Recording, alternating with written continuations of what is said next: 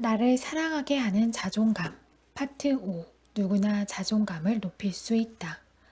자존감이 높아지면 용서할 수 있다. 용서하기는 정말 어렵다.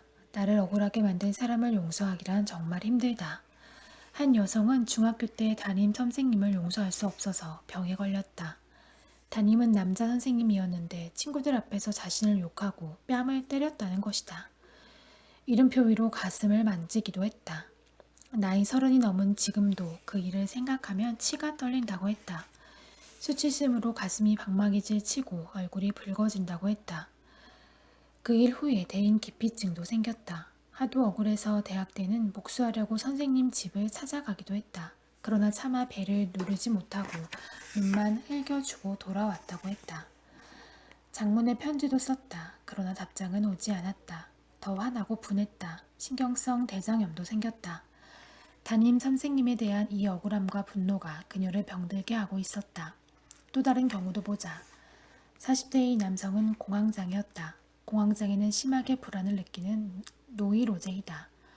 공황 발작이 일어나 불안이 엄습하면 죽을 것 같고 숨쉬기도 어렵다.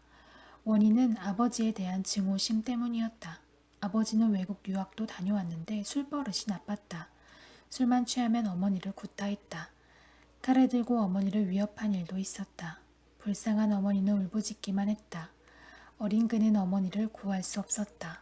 동생들을 데리고 골방에 숨을 수밖에 없었다. 내가 크면 아버지를 죽여버릴 거야. 이런 무서운 생각도 했다. 무의식에 숨어있는 이런 증오심이 나이 40이 넘어 공황 발작을 일으키고 있었다. 이들의 치료제는 용서뿐이다. 이 여성은 담임 선생님을 용서해야 한다. 그리고 공황장애인 남성은 아버지를 용서해야 치료가 된다. 그러나 용서가 그렇게 쉽지 않다. 그래서 분노가 병이 되고 수명을 단축시킨다.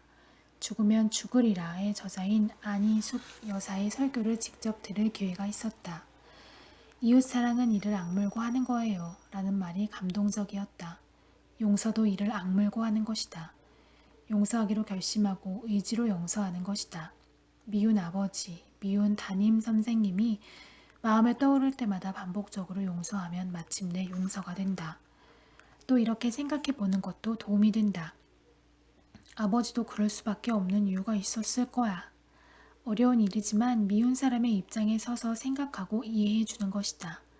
그러나 스스로 작아지는 것은 조심해야 한다. 내가 공부도 못하고 집안이 가난하기 때문에 담임이 나를 무시했던 거야. 이렇게 생각한다면 스스로 작아진 것이다. 열등감에 빠진 것이다. 이렇게 작은 사람은 강하고 큰 상대방을 용서할 수 없다. 왜냐하면 용서하려고 마음먹는 순간 비굴한 마음, 패배감이 먼저 들기 때문이다. 용서하려면 스스로 당당해져야 한다. 자신감이 있어야 한다. 자존감을 회복하기 위해서는 용서해야 하는데 자존감이 낮으면 용서하기가 어렵다. 여기에 인간적인 어려움이 있다. 그렇다고 하더라도 용서하도록 노력해야 한다.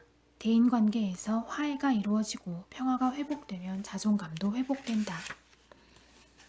책을 통해 용서를 경험하다. 어느 화창한 봄날 전화를 한 통 받았다.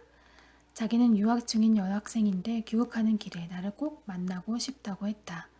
내가 쓴 30년 만에 휴식을 읽고 큰 도움을 받았다고 했다.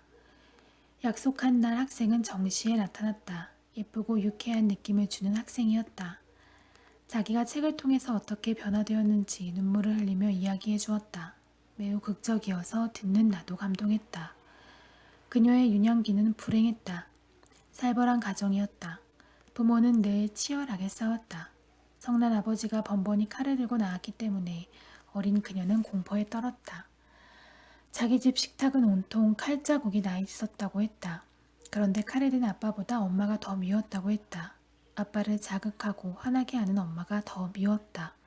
엄마를 증오했고 지금까지 단 한 번도 엄마를 엄마라고 불러본 일이 없다고 했다. 네가 뭔데 하며 존칭어도 쓰지 않았다.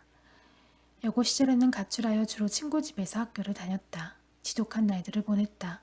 그래도 공부의 끈은 놓지 않았다. 이 끈을 놓으면 정말 자기 인생이 파멸할 것 같았다. 그래서 학교 성적을 유지했다. 부모로부터 탈출하기 위해서 해외 유학을 결심했다. 어려운 시험이었지만 합격했고 전액 장학금을 받았다. 드디어 부모로부터 벗어나게 되었다. 이야기를 들으며 나는 자아가 대단히 건강한 학생이라고 생각했다.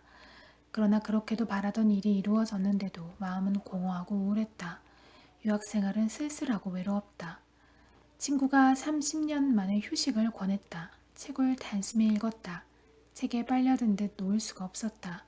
책을 읽으며 울기도 했다. 자신의 인생이 파노라마처럼 눈앞을 지나갔다. 마지막 페이지를 읽고 책을 덮자 알 수 없는 희열이 몰려왔다. 설명하기 어려웠지만 자신이 변해 있었다. 내가 변했다. 라는 사실을 사람들에게 알리고 싶었다. 기숙사 전화기로 자기를 아는 친구들에게 모두 전화를 했다. 어머니에게도 전화를 했다. 어머니, 이제부터 어머니에게 존댓말을 쓸게요. 오랜만에 어머니를 어머니라고 불러보았다. 그렇게 부른 게 언제인지 기억도 나지 않았다. 그리고 귀국하여 어머니와 함께 지냈다.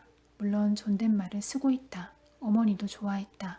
마음이 이렇게 편할 수가 없다고 했다. 그녀의 이 얘기를 들으며 나는 독서의 효과를 확인했다.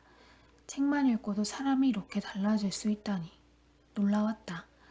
이런 변화의 핵심은 그녀의 마음속에 살아있던 억울하고 성난 아이가 어머니를 용서한 것이었다.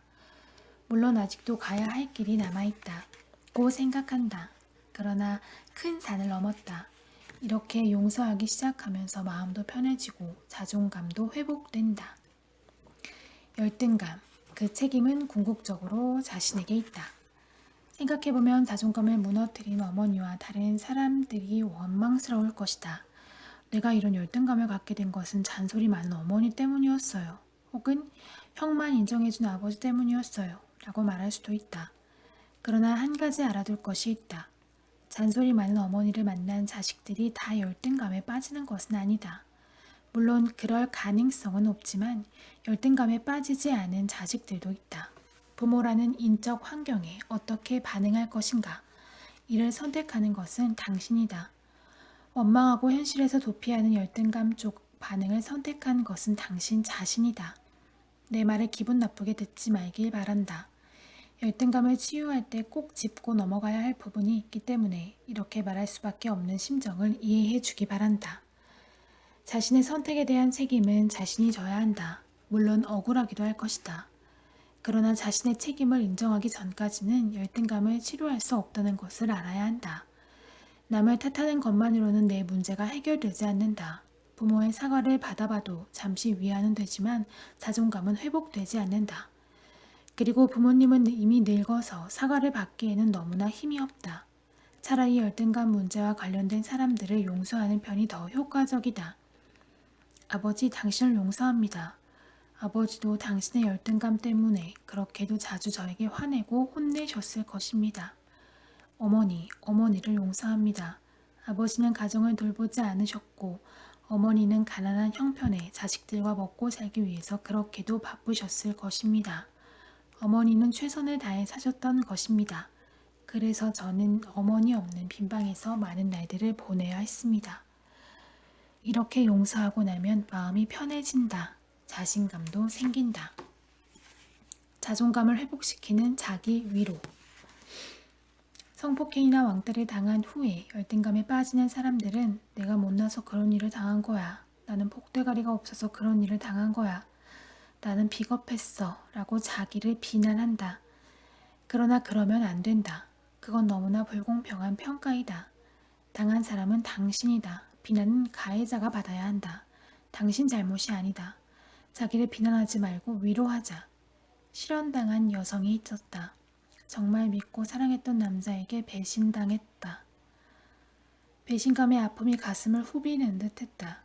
깊은 슬픔에 빠졌다. 분노로 잠도 이룰 수 없었다. 버림받은 자신이 너무나 초라하고 비참해 보였다. 자신이 미웠다. 창피해서 사람들을 만날 수도 없었다. 두문불출 집에만 틀어박혀서 몇 주를 보냈다. 어느 날이었다. 마음속 깊은 곳에서 이렇게 살 수는 없잖아. 힘을 내야지. 이런 소리가 들렸다. 너는 네 일도 있고 이럴 때 털고 일어나는 것이 네 장기잖아. 그런 소리도 들렸다. 이제 보니 그는 이기적인 나르시시스트였고 믿을 수 없는 사람이었어. 지금 헤어지기를 잘한 거야. 자, 스스로 작아지지 말자. 힘을 내보자. 모든 일이 잘 될 거야. 라는 소리도 있었다. 자기 위로의 음성이었다. 이 자기 위로의 기능 덕분에 그녀는 실현의 고통을 털고 일어날 수 있었다. 인간의 정신 기능에는 자기 위로 기능이 있다. 정신분석가 코어트 박사는 이 기능이 정신 건강을 유지하는 데 필수적이라고 했다. 자기 위로 기능은 어릴 때 생긴다. 예컨대 아이가 오빠에게 맞고 울며 엄마한테 간다. 엄마, 오빠가 때렸어. 오빠가 내 장난감을 빼앗아 갔어.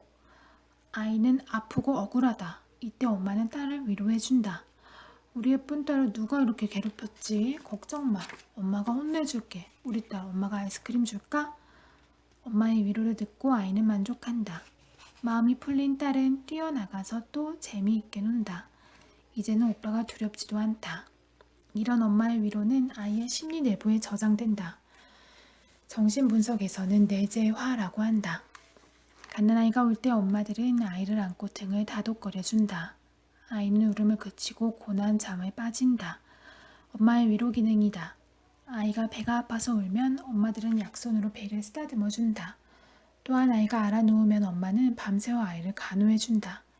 이마에 찬물 찜질도 해주고 마른 입술을 시원한 물로 적셔준다. 이런 엄마의 위로는 내재화된다. 또 이런 위로도 있다.